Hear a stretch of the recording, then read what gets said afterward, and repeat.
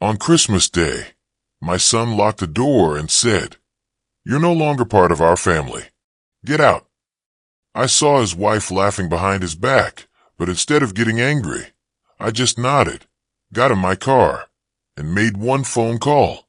5 minutes later, all the guests got up from the table and left, leaving them in an empty house.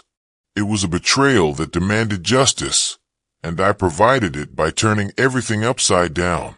Before we continue, please subscribe to the channel and let us know where you are listening in the comments. Dad, why can't you be like Peter? He's a real man with real money. These words hit me like a sledgehammer to the chest. I froze on the threshold of the living room, looking at my son Cody, who was adjusting his expensive Rolex, one that probably costs more than my monthly pension. His designer jacket laid perfectly on his shoulders, tailored to measure his success. Everything about him screamed wealth I'd never had. "What did you just say to me?" My voice was quieter than I wanted it to be, a barely audible whisper. Cody rolled his eyes, the same gesture he'd made as a teenager when I'd asked him to clean his room. Only now he carried the weight of adult cruelty. "You heard me. Peter Mills has built an empire. Look at this place." He gestured dismissively at my modest furniture, at the worn but clean couch where I had spent countless evenings, helping him with his homework. The blood boiled in my veins. "Those nails paid for your college education. A college that barely helped me until I married Bethany." He straightened his silk tie with deliberate precision. "Peter is the one who gave me real opportunities, real connections. And you've only slowed me down with your worker mentality." My hand shook as I gripped the door frame. 40 years of double shifts, missed dinners, back pain. It all came down to me slowing him down. "I made everything out of myself for you. And what do I have for it? A father who lives in a house that screams construction worker at everyone who comes to visit." Cody's laugh was sharp, cutting. "Do you know how embarrassed I am when Bethy's friends ask about my family? Peter owns half of Denver's commercial district. And you own what? Power tools." Something snapped inside me. The careful restraint I'd maintained for 37 years of parenthood had finally cracked. "Out." I pointed to the front door with a firm finger. "Right now." "Oh, please don't play the aggrieved father. We both know I've outgrown this place." "Outgrown you." Cody took measured steps toward the door, each one echoing with disdain. "Maybe it's time you accepted that some people are meant for bigger things." The door slammed so hard that my family photos shook on the mantelpiece. I was left standing in the sudden silence, contemplating what had just happened. My son, the boy I taught to ride a bike, the teenager I drove to every baseball practice, had just dismissed 40 years of my life as worthless. Outside, metallic scraping sounds came through the windows, footsteps on gravel. Something was being dragged across the concrete. Too emotionally exhausted to investigate, I sank into my favorite chair, the one with the small hole in the leather from Cody's childhood.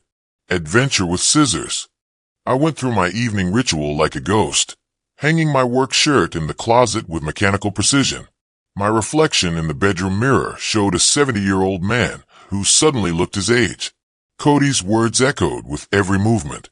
A real man with real money. As I brushed my teeth, I couldn't escape the memory of 8-year-old Cody proudly showing his friends the toolbox I had given him for Christmas. "My dad builds everything," he announced with pure excitement. When did this pride turn into shame? I remembered that night when I worked until 3 o'clock in the morning on the Henderson project and then drove straight to Cody's high school graduation. Coffee-stained work clothes and calloused hands. But I made it.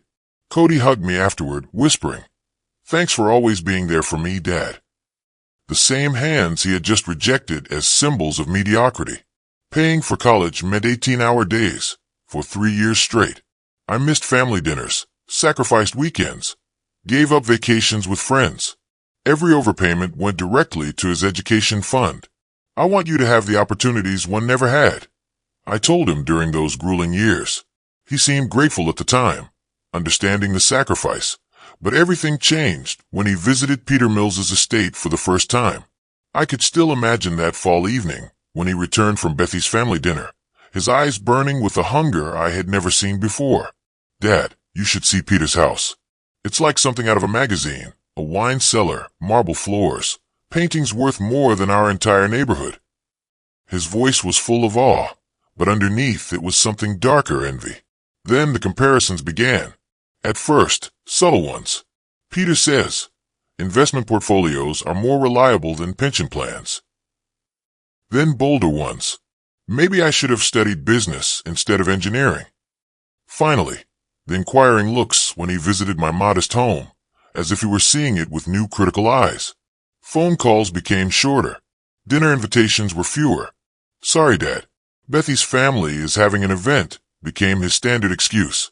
I tried not to notice how his voice changed when he spoke of Peter. Reverent, enthusiastic in the way he used to speak of me. Last Christmas, he arrived an hour late with expensive gifts that seemed more like obligations than gestures of love. "Peter's teaching me about tax benefits," he said as he unpacked the watch I'd been saving for months. "Charitable contributions can be very strategic."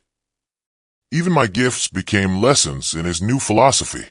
I watched my son transform from a boy who was proud of his working-class father to a man who was ashamed of his background.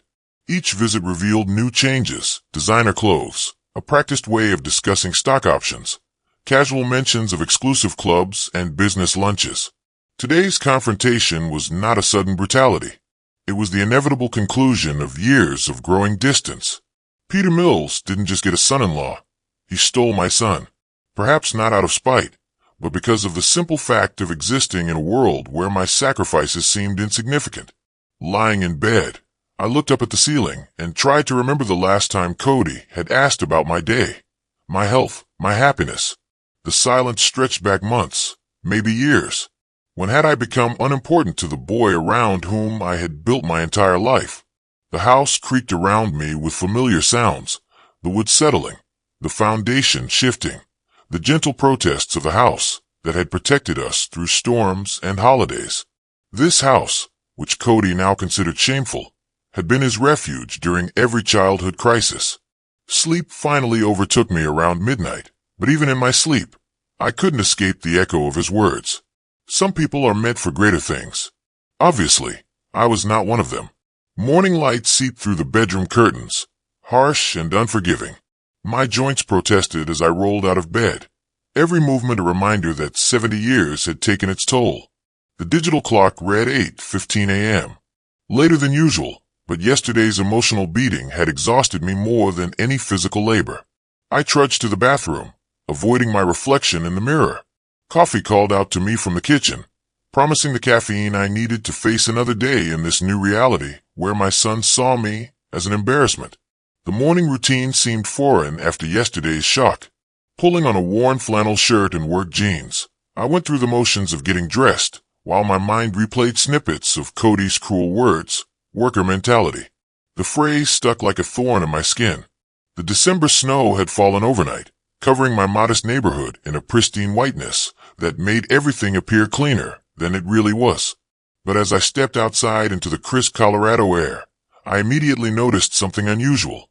My mailbox, a simple black metal one I had installed 15 years ago, was crooked on a post, the door hanging open at an unnatural angle. I approached slowly. The damage was not accidental. Someone had taken a baseball bat or a crowbar, bending the metal, deliberately, maliciously. Fresh scratches disfigured the surface, and the pole itself was loose, tilting the entire structure toward the street. "Damned kids," I muttered, although something about the precision of the destruction didn't seem random. This was not a teenage prank. It was purposeful, personal. The memory of yesterday's metallic scraping sound suddenly made sense. I bent down to examine the base. Footprints in the snow around the mailbox, size 10 or 11 boots, adult prints. The cold penetrated my clothes as I tried to reconstruct what had happened after Cody left. As I walked back to the house with a newspaper under my arm, I felt an unfamiliar sensation crawling up my spine, an uneasiness. In 40 years of living in this neighborhood, I'd never been targeted for vandalism. The timing seemed too convenient to be a coincidence. In my warm kitchen, I poured coffee into my favorite cup and opened the newspaper on the table. The words blurred as my mind went back to the damaged mailbox, to Cody's venomous words, to the growing certainty that yesterday's confrontation wasn't over.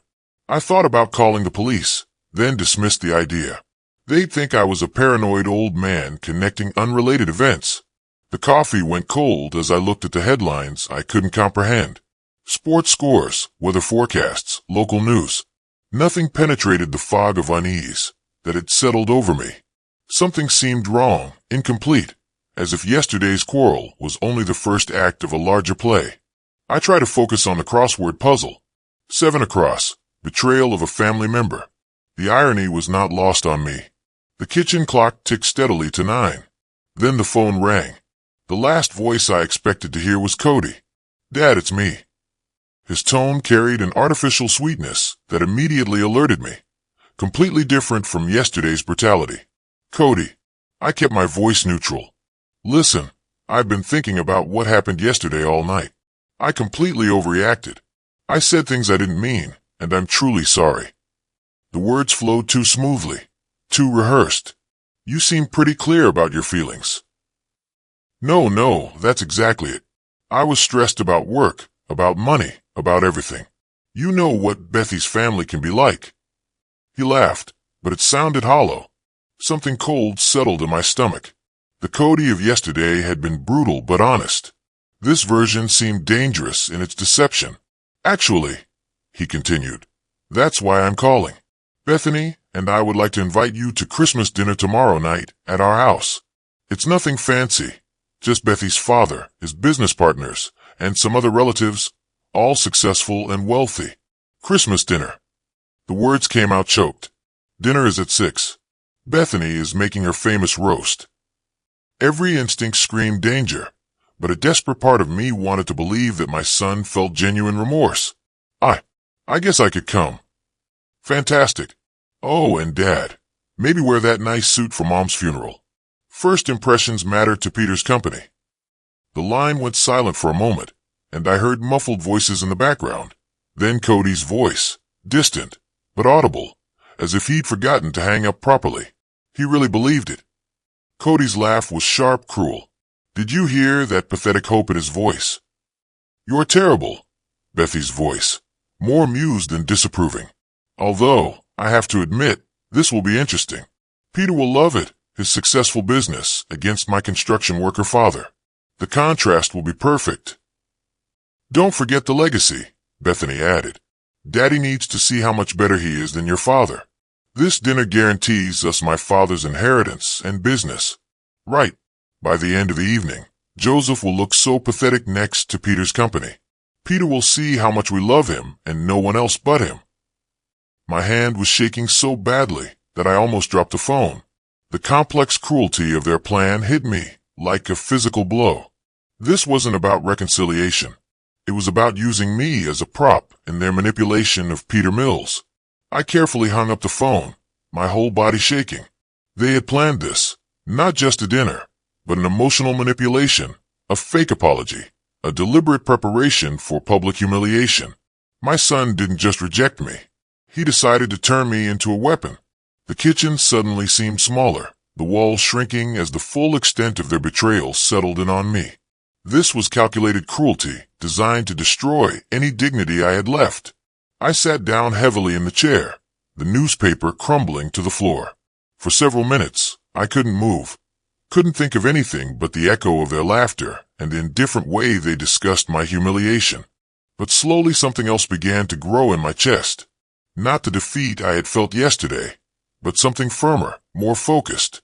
If they wanted to play games with my emotions, if they thought they could use me as entertainment for their schemes, they were about to find out that this old builder still had a few tricks left in him. The phone was silent on the cradle, but my mind was already working. My hands kept shaking. "Father, the builder." The words repeated in my mind like a broken record. I gripped the arm of my chair until my knuckles turned white, fighting the dizziness that threatened to overwhelm me. Bethy's giggle kept playing in my head, that sharp sound of breaking glass, of a young woman who found real pleasure in planning an old man's humiliation. This is going to be interesting, as if my dignity was a dinner theater for their entertainment. But it was Cody's voice that hurt the most, a pathetic hope. My own son had made a weapon out of my love for him, turned my willingness to forgive into ammunition for their scheme. I stood up slowly, my legs wobbling beneath me. 70 years of life, 45 years of marriage, 37 years of parenthood, all reduced to props in their Peter Mills play. They weren't just rejecting me. They were planning to make a circus show out of my working-class background. A photo on the fridge caught my attention. Cody's high school graduation. I worked 18 hours a day to afford the fees for that private school. Now he wanted to use my sacrifices as proof of his own superiority. Something fundamental shifted in my chest. Not the devastating sadness I felt yesterday, but something firmer, more centered. My father taught me that a person's worth is not measured by their bank account, but by how they respond when life knocks them down. I went to the living room window and looked at my damaged mailbox. The vandalism suddenly made perfect sense. A psychological warfare designed to make me feel vulnerable to their dinner invitation.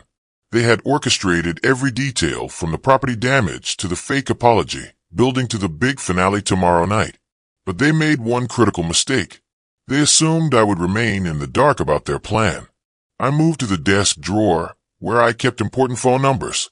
Peter Mills had given me his business card last year at Cody's birthday party. Now that business card represented something completely different, an opportunity. My engineering mind began to analyze the situation with mechanical precision. They wanted to humiliate me in front of Peter to demonstrate his superiority and secure the prospects of an inheritance. But what if Peter found out about their deception in advance? Peter Mills did not build his business empire by tolerating dishonesty. From our brief conversations, I recognized a man who valued integrity above social careerism. He would not have appreciated being used as an unwitting participant in psychological abuse. The phone number seemed to pulse with possibilities as I held the card. One conversation could change everything. Not revenge exactly, but justice. I checked the kitchen clock. It was 9 o'clock in the morning. Peter would already be in the office. A good time to call a fellow businessman, even a retired one. For the first time since Cody left yesterday, I felt something other than pain and confusion. Purpose, a direction, confidence that I would not be a victim of anyone, not even my own son. Finding Peter's business card took longer than expected. I carefully filed it in my desk organizer, sandwiched between insurance documents and warranty information, a precise organization that had served me well for decades of engineering projects. My hand stopped shaking, replaced by the steady concentration I once brought to reviewing blueprints and construction schedules. The card felt substantial between my fingers. Expensive cardboard that spoke of success earned, not inherited. Mills Commercial Development. Peter Mills, Director. I settled into my reading chair, which had a clear view of both the front window and the kitchen clock, and picked up the phone. The strategy required careful timing. I understood that accuracy was more important than speed. What exactly was I supposed to say to him? The truth, of course, but delivered with surgical precision. I couldn't sound like a bitter old man complaining about ungrateful children. The approach had to balance urgency with respect, honesty with diplomacy. The facts were simple. I had accidentally overheard a conversation that revealed their true intentions for tomorrow's dinner. They planned to humiliate me in front of him to demonstrate their superiority and advance their inheritance prospects. They even damaged my property to psychologically soften me up. I needed trust, which meant acknowledging my own emotional interest while maintaining objectivity. Peter, I know this puts you in an awkward position, but I thought you deserved to know what they're planning. Appealing to his sense of fairness, not asking him to take sides. My instinct told me that this was the moment. Waiting would only give me more time to doubt myself. Peter Mills struck me as someone who valued straightforwardness, who would rather deal with problems head-on than let them fester. I returned to the phone, card in hand, and took a deep breath. This conversation would determine whether tomorrow night would be their triumph or their downfall, whether justice would prevail over manipulation, whether the old builder could outsmart the privileged children who had underestimated him. The numbers felt familiar under my fingertips as I dialed. Professional muscle memory from decades of important phone calls, contract negotiations, emergency consultations. Each number deliberate, purposeful, irreversible. The phone started ringing. Peter picked up the receiver, and I told him everything without any hope that he would believe me. But surprisingly, what I told him shocked him, and he did not hide his confusion and anger. I told him my plan, and he agreed to help me. The next evening, I drove through the upscale Hillcrest neighborhood in Denver, which seemed surreal to me. Mercedes and BMWs lined the curved streets like expensive jewels, displayed on velvet. Christmas lights twinkled from mansions that could house 3 families my size. Cody's house stood at the end of a cul-de-sac. Peter's black Bentley dominated the circular driveway. The scene looked like a magazine spread titled How the Other Half Lives. I parked my modest Honda next to a shiny Porsche. The contrast almost comical. Through the massive front windows, I could see silhouettes moving around the elegant dining room. Peter's business associates, no doubt spectators for tonight's planned humiliation. Checking my appearance in the rearview mirror, I smoothed my tie and adjusted my jacket. The same dark blue suit I wore to my wife's funeral looked decent enough. That was exactly what Cody and Bethany were counting on. But as I walked along the immaculate stone path, my steps were confident and my breathing calm. Let them have their moment of triumph. Justice had a habit of coming when it was least expected. Before I could reach for the bell, the front door opened with theatrical precision. Cody stood in the golden light, his expensive suit immaculate, his expression bearing the cruel satisfaction I had heard in his voice yesterday morning. "Well, well, look who's at our doorstep." His voice was loud enough for the guests inside to hear. Behind him appeared Bethany. Her smile had the sharp edge of anticipated amusement. "Oh, this is precious. He really came. Dad." Cody stepped forward, completely blocking the entrance. "Let me make this crystal clear to you." His voice rose with practiced cruelty. "You are no longer family to us. Only Bethy's parents are our family now. You go away." The words hit the cold air like physical blows. Bethy's laughter bubbled up, excited and malicious. "Did you see his face? Oh, it's even better than we imagined." But instead of the broken ruin they expected, I felt only a strange sense of completion. It was exactly what I had prepared for, exactly what Peter needed to confirm through his sources inside. "I understand." My voice remained steady, disappointingly calm for their theatrical performance. "Well, Cody, I hope you get everything you deserve today." I met his eyes with the quiet dignity of a man who had worked honestly all his life. Everything. His expression flickered with momentary confusion. This wasn't the script he had written. "That's right, old man. Go away. Back to your little builder's house, where you belong." But there was less conviction in his voice now, unsettled by my unexpected restraint. I turned and walked back to the car with measured steps, my back straight despite the December cold. Behind me, I heard Cody's forced laughter and Bethy's comments, but their words seemed distant, unimportant. When I got to the Honda, I settled into the driver's seat and watched the house through the windshield. Through those expensive windows, Peter's guests continued their elegant evening, unaware that they were about to witness a very different kind of show. I took out my phone and dialed Peter's number. The phone rang twice before Peter's familiar voice answered. "Joseph, as we discussed," I said simply, watching the golden windows of the house, where my son thought he had just achieved his greatest victory.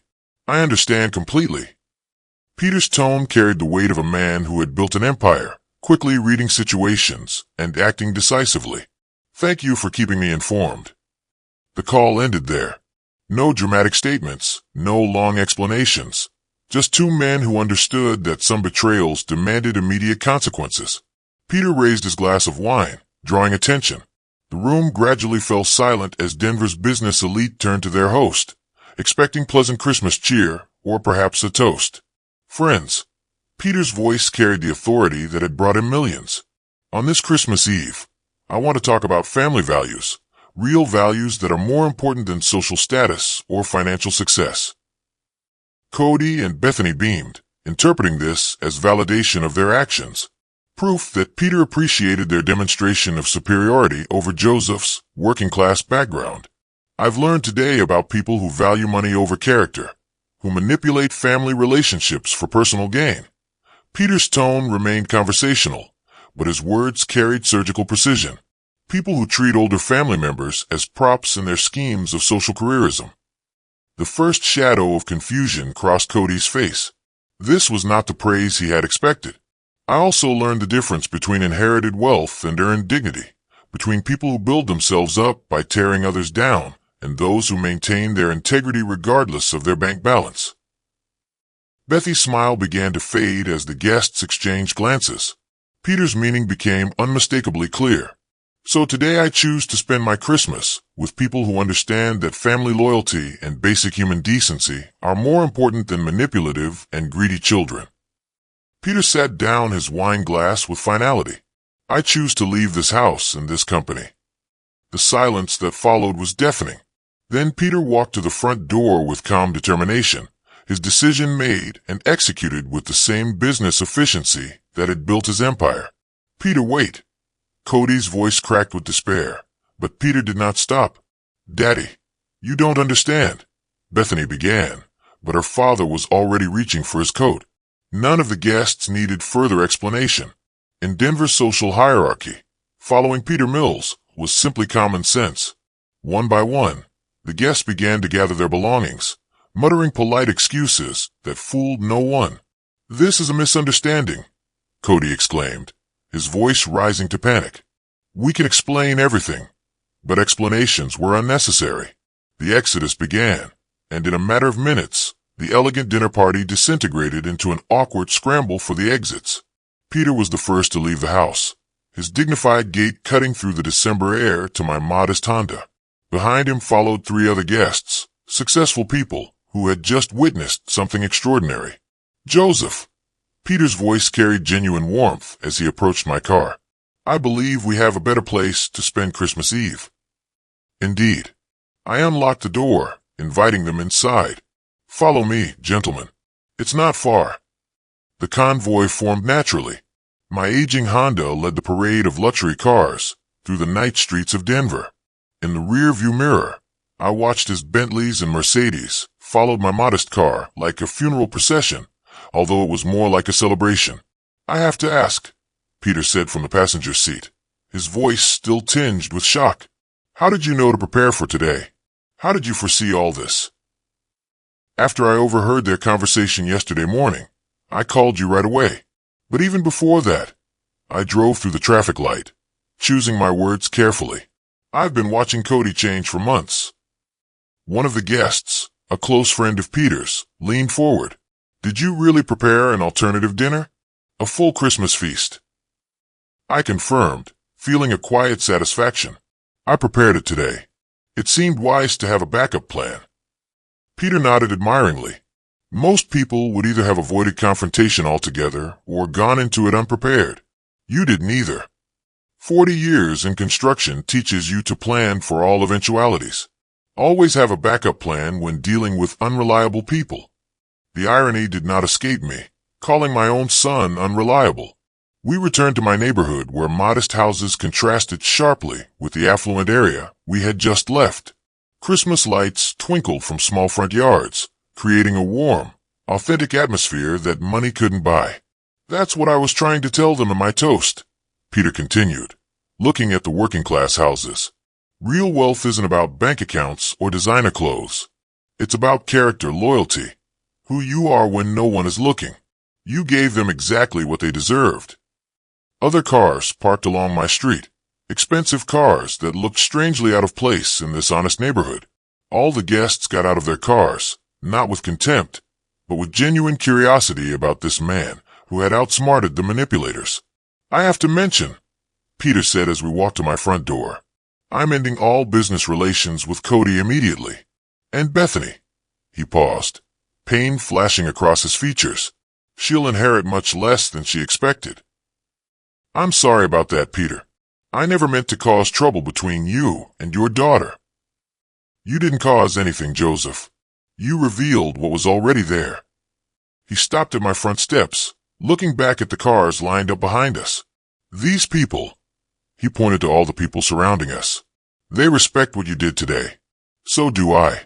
Mrs. Henderson from the house next door peered through her curtains at the unusual collection of luxury cars, probably wondering if I had won the lottery or joined some exclusive club. In a sense, I suppose I had.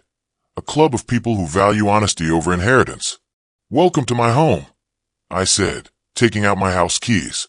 Warm light poured through the windows onto the front porch, and I could see my dining table set for the exact number of people now standing behind me. The evening was far from over. Opening my front door felt like unveiling a masterpiece. Warm light poured out of my modest living room, revealing the Christmas tree I had decorated with ornaments collected over decades of marriage and parenthood. The dining table, visible through the archway, was set for 8, with my wife's finest china. Beautiful table where I had almost forgotten about. My God, Joseph, did you really prepare all this? Peter entered first, his gaze taking in every detail. "I started cooking at noon," I replied, helping the guests with their coats. It seemed like the right thing to do. The house smelled of roasted turkey, sage stuffing, and apple pie, aromas that spoke of a real holiday, not a social performance. In my kitchen, the dishes were waiting on the counter, everything perfectly timed and ready to serve. All the guests moved through my house with respectful admiration, looking at family photos and admiring the authentic Christmas decorations. They were successful people, Peter's relatives and partners, accustomed to luxury, but they seemed more comfortable here than at Cody's expensive exhibition. "It feels like Christmas," one of them commented, settling into my favorite chair. "Real Christmas, not some magazine spread." I began bringing dishes from the kitchen. Golden turkey carved and arranged on plates, mashed potatoes with real butter, green beans from my own garden that I had frozen last summer.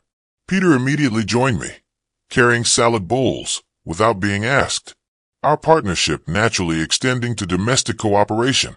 "When was the last time you saw me serve dinner to myself?" he asked quietly, pouring water into glasses around the table. "I usually have people to do that for me." "Today we're all just family and friends sharing a meal," I replied, setting out the last of the place settings. The transformation was striking. Peter Mills, who owned half of Denver's commercial district, was helping an elderly builder serve dinner, and it felt completely natural. His partners, accustomed to five-star restaurants and catered events, praised my simple cuisine with genuine enthusiasm.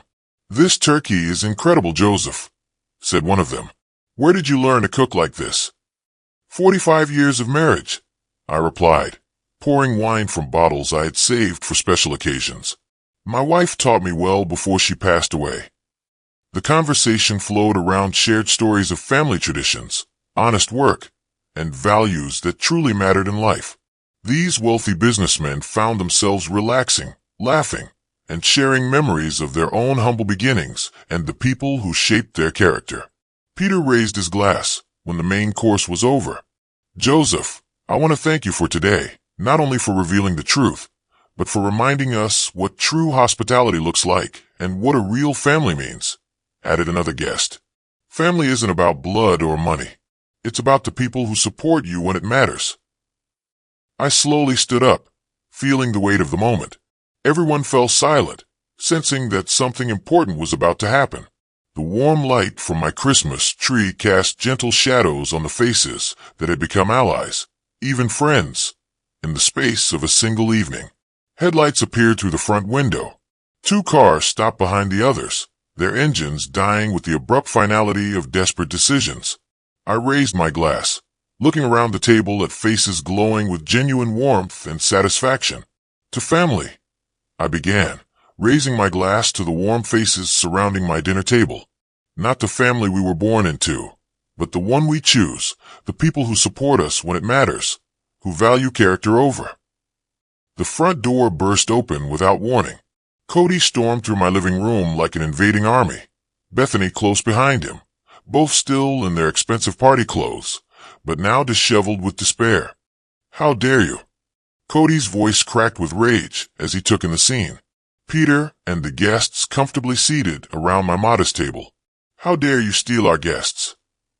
The reaction around my table was immediate and uncomfortable. Peter's face darkened with shame for his daughter, who stood next to Cody with tears of disappointment streaming down her cheeks. "I didn't steal anyone," I replied calmly, still holding my glass. "I just offered them a place where they would be welcomed as guests, not used as props." "You manipulated them," Bethany squealed, pointing an accusing finger at me. "You turned them against us with your sob stories and your poor old man act." One of Peter's partners cleared his throat diplomatically. "Actually, we left because of the toast your father gave about family values. It was quite instructive." Cody turned to the guests, his despair palpable. "He's lying to you. He's just a bitter old builder who can't accept that his son has surpassed him. He sabotaged our dinner because he's jealous of our success." "Success?" Peter's voice cut through the room like a knife. "Is that what you call planning to humiliate your father to impress me and the guests?" Bethany rushed to her father, kneeling beside his chair. "Daddy, please. You don't understand. We were trying to show you how much we love you by using Joseph as a target for ridicule." Peter's voice carried the coldness of utter disappointment. "By planning his public humiliation as entertainment." "It wasn't like that," Cody insisted, but his voice lacked conviction. "We just wanted to show the contrast between."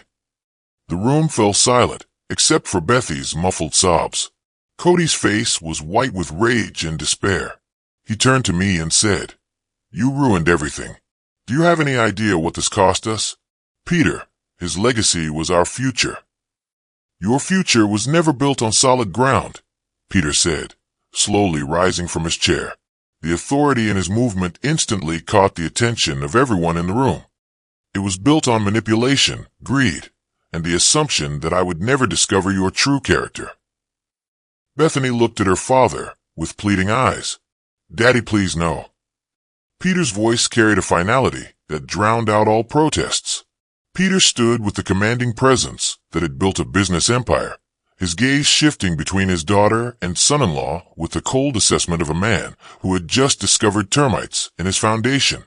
"Bethany, Cody," he began, his voice echoing through my dining room with devastating clarity. "Today you have revealed yourselves to be the very people I have avoided my entire business life. Manipulative, greedy, and fundamentally dishonest." "Dad, you can't," Bethany began, but Peter raised his hand to silence her. "I can and I will.